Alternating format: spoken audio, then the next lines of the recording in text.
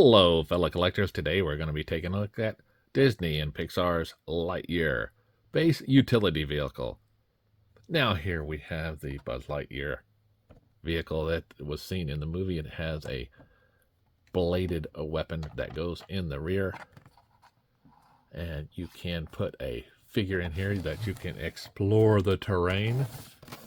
So on the back here we have the weapon here that can be removed and stored inside.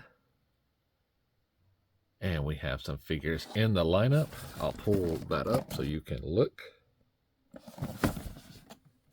Now these vehicles have been flying off the shelf because people figured out, oh hey, the 5-inch figures, I might be able to use them for 6-inch figures. And that is very true. These are being customized for G.I. Joe figures. And that's what I will be doing with mine later on. But first, let's review it. So I'm going to go ahead and bring in my scale. And we'll see that the base utility vehicle is coming in at 1 pound, 7.2 ounces. So let's get it off the scale and out of the box. So now that I have it out of the box, we'll take a look and see that this thing is coming in right at 10 inches long. And it's coming in at 6.5 inches tall. The width of it is coming in right at 4 3/4 inches. Now it does have this bladed weapon here that does fit on the back. You notice that it has this catch here, and you could probably pop that off as well.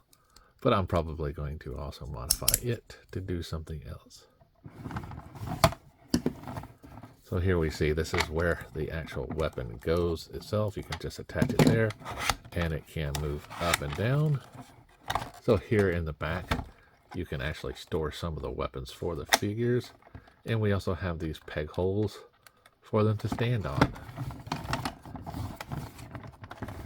Now as far as the cab is concerned, if I can get it open here, you'll see that we have a nice little cab for these figures to fit in. And you just open them there. I'm looking at the top here to see how it's removed. It's simple, just pop that off because that will be part of my design later on. So here we see we are very limited on space as far as what the figures can fit in, but you'll have to be taking that apart anyway.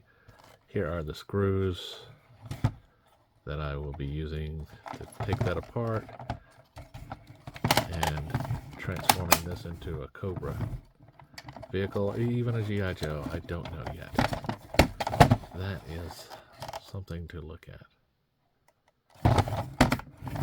So yeah, it's not very big, not very heavy, but definitely worth it.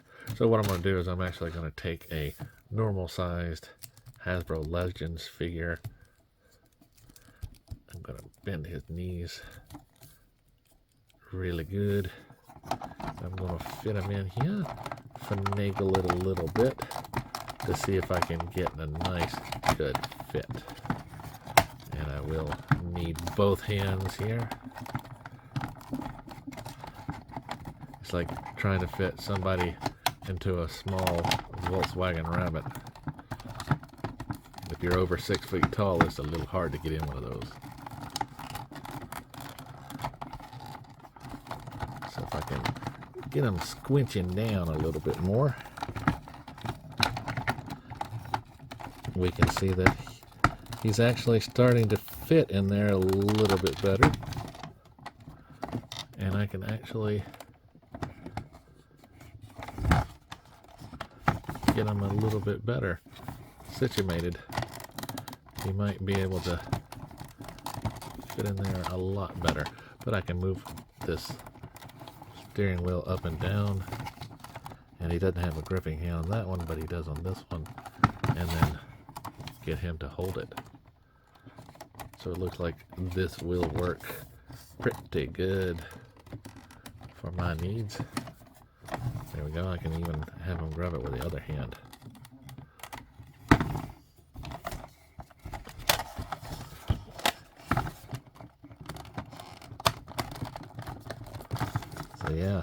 Even though he's a little tall, it'll look like only one person can ride in this thing at a time, at least the G.I. Joe size, because he is taking up a lot of the room. But you might be able to get one in there. Now it should fit 4-inch figures or even 3¼ inch figures with lots of room in there without a problem. So look for this modification coming soon. And until I do, remember, like, subscribe, shop around, and keep collecting.